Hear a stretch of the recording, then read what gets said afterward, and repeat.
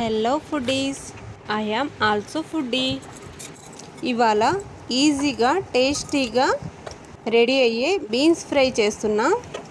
ఇది చపాతీలో కానీ రైస్లో కానీ చాలా బాగుంటుంది.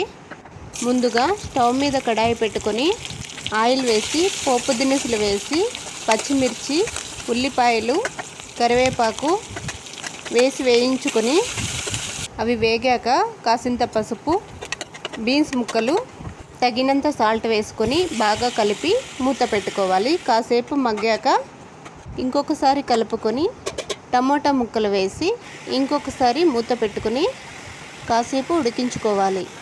మొత్తం ఉడికాక ముందుగా రెడీ చేసి పెట్టుకున్న ఫ్రై మసాలా వేసి కలుపుకొని ఇంకో 2 మినిట్స్ మూత పెట్టి వదిలేయాలి. అంతేనండి, ఎంతో టేస్టీగా ఉండే బీన్స్ ఫ్రై రెడీ.